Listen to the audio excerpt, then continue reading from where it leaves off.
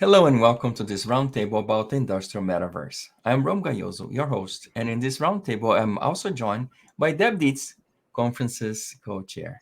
Today, we speak with Martin Schwirn, book author and publisher of the How to Spot Signals of Change and Manage Uncertainty channel on futuresnetwork.tv. Folks, the metaverse for entertainment and as a tool for human interaction has been in the news ever since Mark Zuckerberg's announcement. And although the technology has been evolving, today we focus on the industrial applications of the metaverse, where Martin Schwirn, author of an article on IMCA magazine titled The Promises and Challenges of the Industrial Metaverse, will help us understand whether metaverse's payoffs are tangible. So Martin is the author of Small Data, Big Disruptions, How to Spot Signals of Change and Manage Uncertainty, a must if you're interested in weak signals. He's a senior advisor for Business Finland and a fellow at the Nordic Innovation House in Silicon Valley. So let's get started. Hi, Martin. How are you today? And hi, Deb. Hey, Martin. Hey, Ron. Hey How you Deb, doing? hey Rome. Thank you so much for having me. Exciting. And thank you so much for doing this roundtable with us for the startup community. So, Martin, let's start with some definitions. In the MCI magazine article, you mentioned both computer-aided design and the industrial Internet of Things as the basis for the industrial metaverse. But what is that? I think over the past couple of years, we heard a lot about the metaverse, in part because of Facebook's name change to Meta platform. It's essentially a virtual representation of the real world, something you can interact in. And I think we encountered a lot of the entertainment applications, perhaps collaboration applications. The industrial metaverse essentially is a similar type where you replicate machines, facilities, processes, business models, logistics within a virtual space. It's very similar if you're a little bit familiar with the Internet of Things. There is the type of the industrial Internet of Things.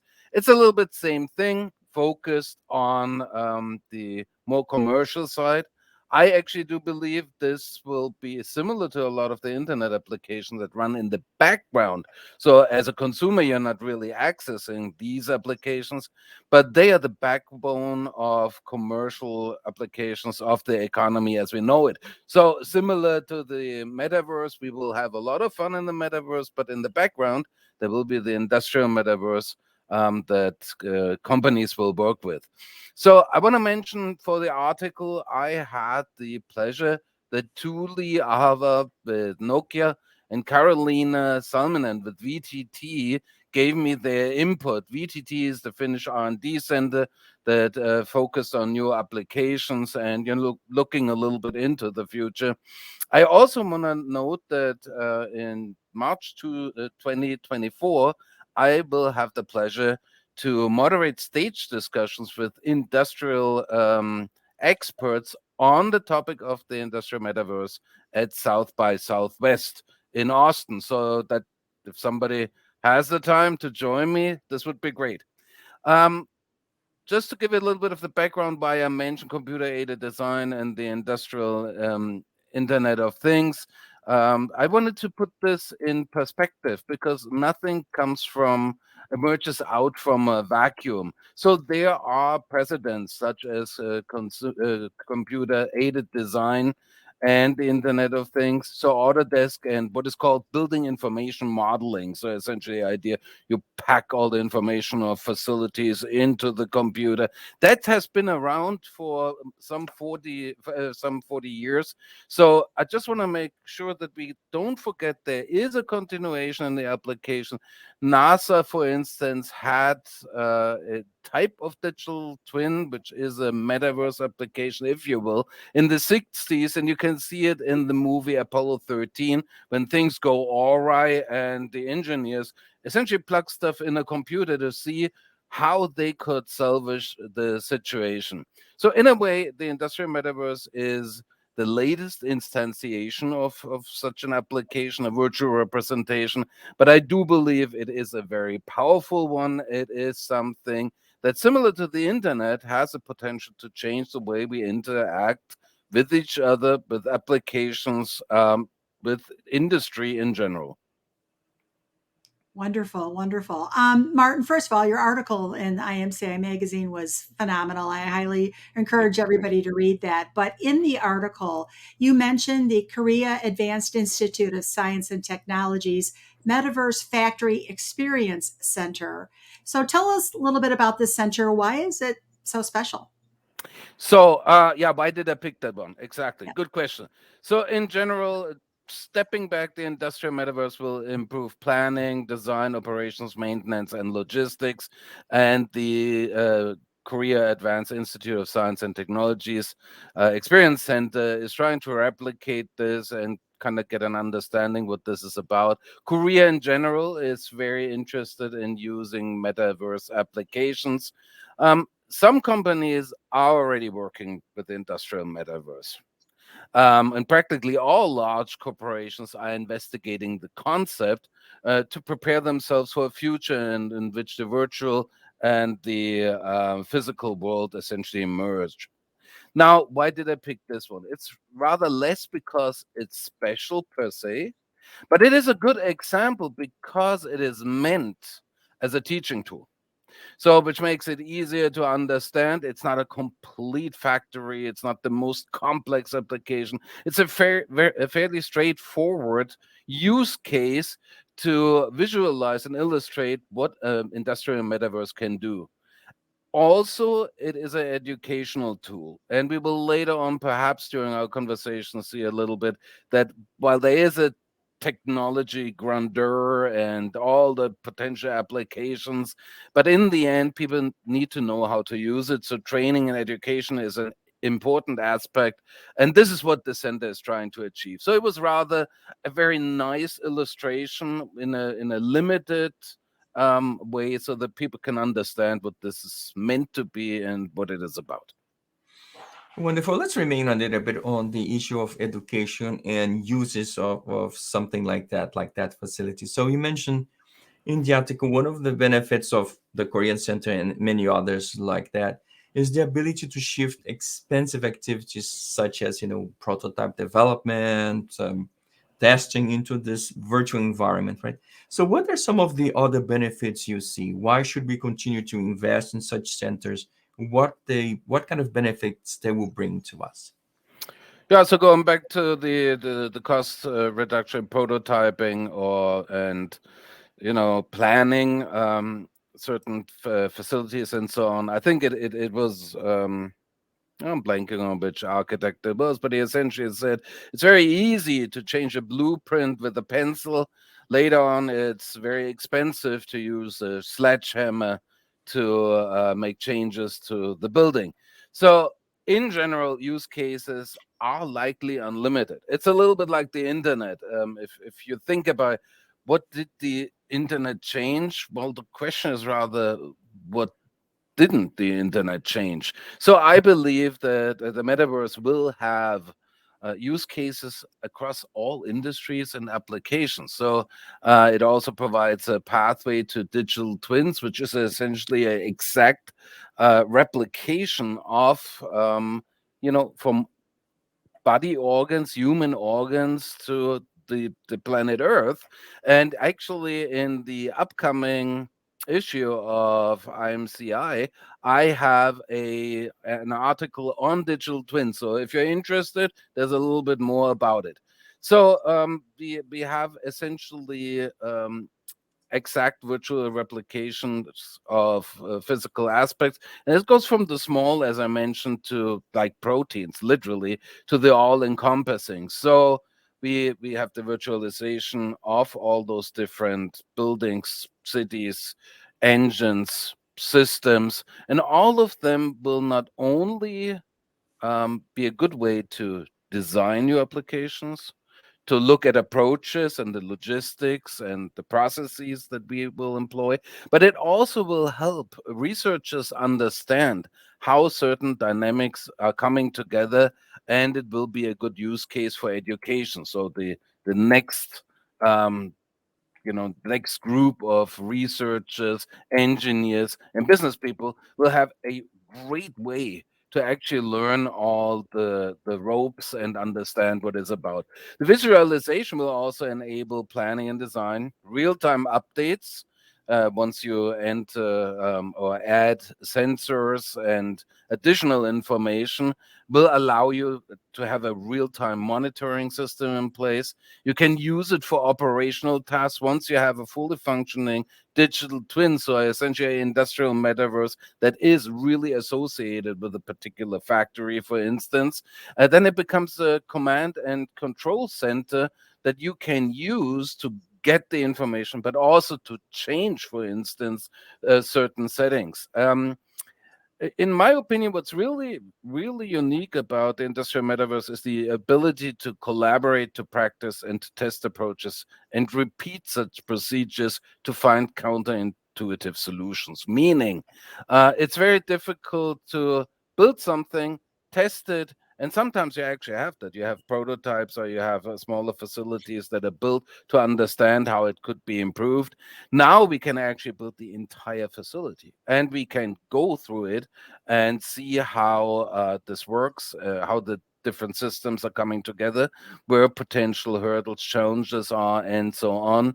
As a matter of fact, some of the really advanced, so NASA, for instance, said, well, we might need the industrial metaverse and digital twins, because if you want to have certification, in a lot of cases, that's can has to be done before the system is built. So the bigger the system, the more difficult it will be to build it first and then certify it. So you need a complete replica to do this. Now, once you have this all in place, talking about counterintuitive solutions, you actually can add artificial intelligence. There was a lot of talk about the last year, I want to say, and machine learning to support the efforts of the managers and the engineers. So there will be, again, I want to highlight the additional article that is about to be released in your magazine, and that they will talk about digital twins and deepen the application areas a little bit. So in the end, I think there's nothing that you can't use it for, almost want to say. Wow.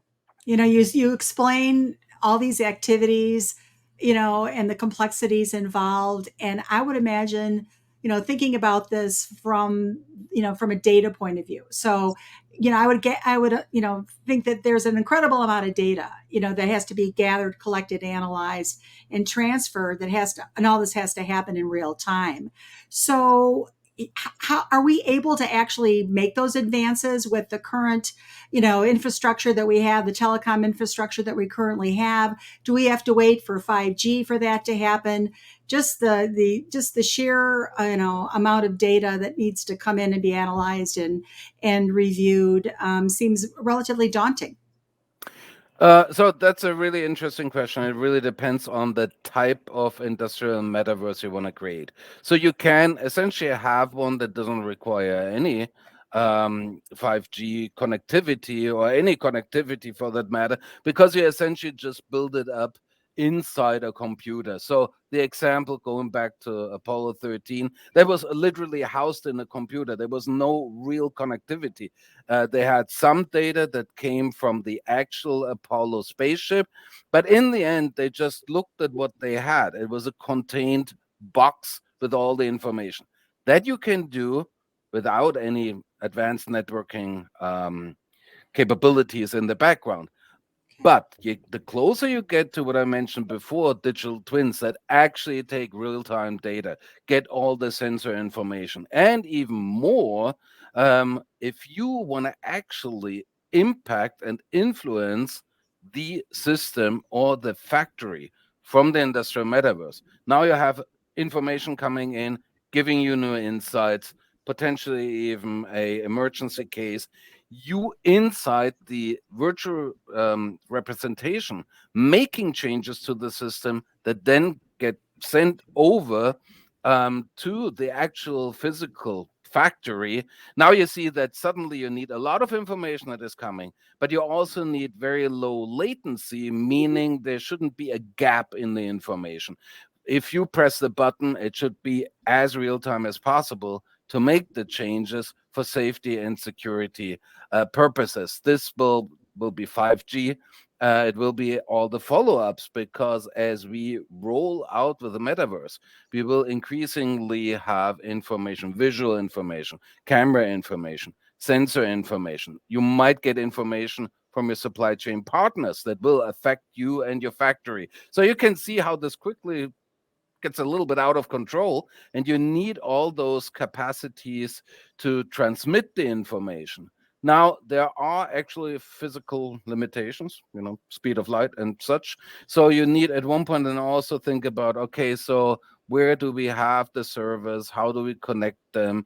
What should be computed in the chip, at the machine, edge computing, and what should be done in the cloud? So there is a lot of the way you design those platforms have to be thought through. And as you put AI, machine learning on top of it, suddenly you really have a lot of needs for computing power, for networking power, and for transmission requirements. So in a way, the industrial metaverse builds upon the advances in technology and networking, but it will also become a crucial driver of those technologies and the infrastructures. And companies like Nokia already, they are aware that you need to essentially build as much infrastructure as possible, and you obviously need to have faster networking capabilities, which then brings a lot. So what will be the standard? How will we work together with other countries, and so on? But in the end, you can have some applications that do not need networking infrastructures. And the closer you get to the promise of what the industrial metaverse might be, then you literally, there will never be enough. Similar to internet applications, there's never enough. Wonderful. So you mentioned the digital twin. So I wanted to go back to that. And we've been talking about factories, plants, and things like that. But in the article, you also mentioned virtual Singapore. So an entire city with its digital twin. So the administration can actually pass policy changes in the virtual world before changes in the real world take place, right? So is Singapore a good model? Should other cities around the world follow that example? Is that the future? Is a good model, is a good question. It's a good example, if you get my take here. So but Singapore has the advantage that it is geographically limited. It's super high tech, and it has a chance to get all the information. It wants to become a smart city, smart urban management. And it is a good way to take a look at initially what could work in this world. How can we combine it? And you don't want to start with the United States as a whole. So it's good if you essentially have a city state taking a step into this. But just to mention, Seoul, Tampere, Brisbane, Stuttgart, Los Angeles, and many other cities and regions are developing something similar. Now, all those models talking about, is this a good model, what Singapore is doing? They vary according to scale, connectivity requirements, and the purpose. I mean, the question is, do you want to do it for traffic? Do you want to do it for urban design? Do you want to replicate urban services and so on? So they're completely different applications of how you might tackle such a representation, such an industrial metaverse or a digital twin.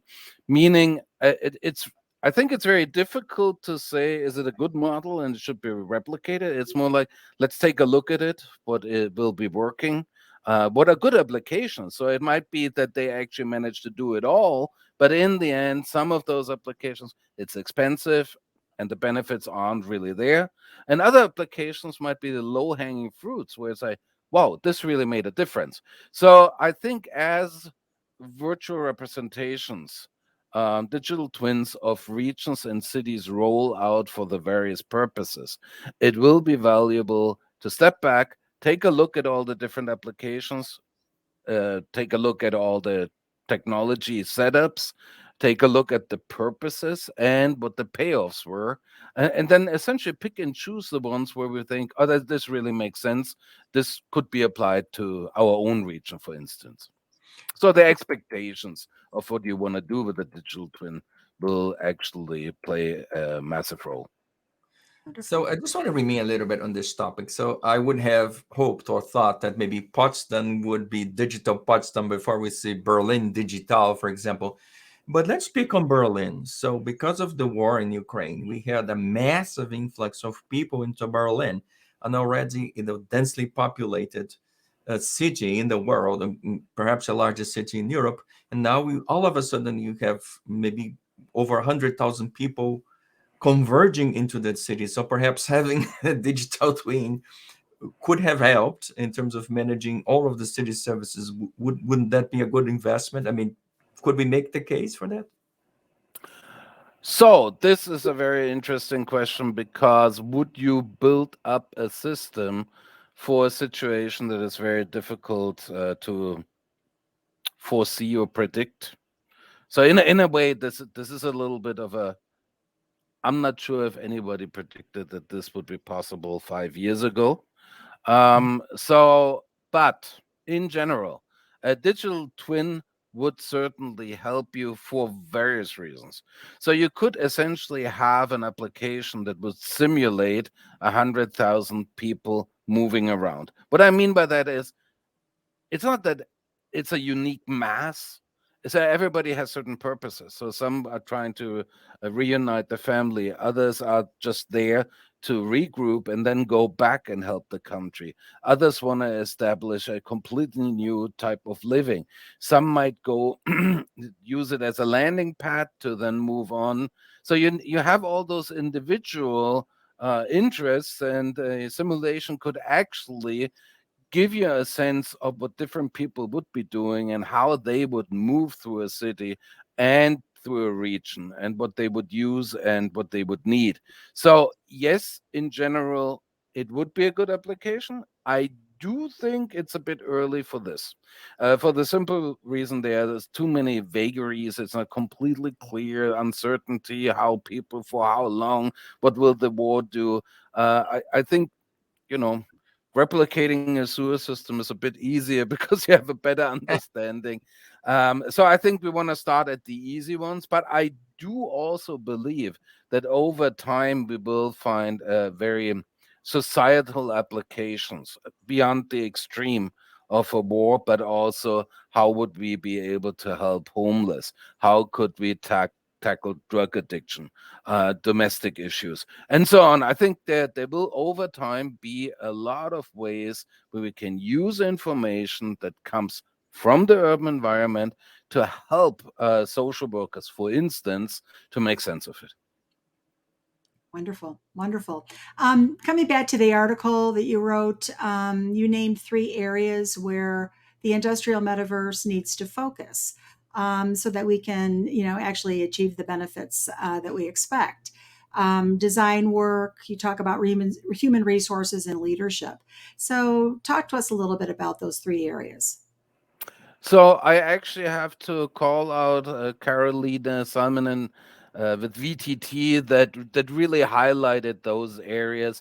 You have to understand VTT is a research center in Finland, and they are focusing on the human-driven industrial metaverse. So it's a little bit of a subset that has more focus on how will humans interact with and within such a virtual representation. So, with design work, I think we will have a completely new set of possibilities that also requires a complete new understanding how to use it, and obviously the training, which segues over to HR and management. So collaboration, time zone management will become more relevant. You will need to understand if people are open to use the industrial metaverse. And from the leadership role, now you have completely new challenges. How do you guide your employees? How do you guide people in the metaverse across time zones, potentially even from different organizations, because now it's easier to collaborate. So there will be a lot of focus on what leadership is doing. I do believe relationships and soft skills will become more crucial in a world that's devoid of physical interaction. It's not we need to have a better understanding. It's just not that easy. What we're doing now here, via a video conference, it's not it requires different understanding and more openness than sitting at a table where I can see how you're reacting and where it's just easier to interact. So HR will need to understand that many employees and workers are not ready. That is very obvious from a skill level, but it also has to be understood that some people might not even be willing to use it. They might say, I'm sorry, I'm too old for this, or I can't understand it, or why are we doing this? The old way worked perfectly. So you obviously have the need to skill, reskill, upskill, train, but also to educate people why they should use it and how it can help them. Now, even more, if you now have this new world similar to the internet, uh, 30 years ago, you will develop over time new strategies, and new strategies will require new organizational structures. So you can see it's not only, hey, don't use a pencil, you'll use the ballpoint. Everything else stays the same. The availability of such an advanced virtual representation will completely change the way we interact, collaborate, the strategies we pursue, and the organizational structure. To give you perhaps understanding how such a world can change the way and how we create values and develop partnerships. When the internet came along, we moved from many cases to a value web rather than a value chain. Also, the system, the concept of a long tail. So the idea, instead of having 100 books that are the bestsellers, you now have 1 million books, and maybe you only sell two or three of each. That was impossible if you had individual branches. But once you had the internet and you could store it all in a warehouse, suddenly the long tail made sense. You could have millions of books, even if we would only order 3 or 4 copies of it. So that was impossible before. It changed the way of the strategy, also changed the way of the structure. And as we know now, warehousing has become just a massive growth market, in part because of the internet. I do not believe that 30 years ago we would have said warehousing, that will change. I mean, would have come up with hundreds of things, but I argue warehousing we wouldn't have picked. So you can see that there are a lot of HR and leadership needs to guide the thinking and to guide essentially every individual to make it easier to use. Consumers too. Oh, wonderful. We actually received several questions. I'm afraid we don't have a lot more time in this roundtable. Thank you so much. I guess we have to wait until this March 24th for the South by Southwest conference. Of course, Martin has yet Exactly. another article coming, expanding on the issue of the industrial metaverse. So please stay tuned to his next article. Martin, thank you so very much for your roundtable today. And folks, we sure covered a lot of ground today. Thank you so much for joining us for this roundtable.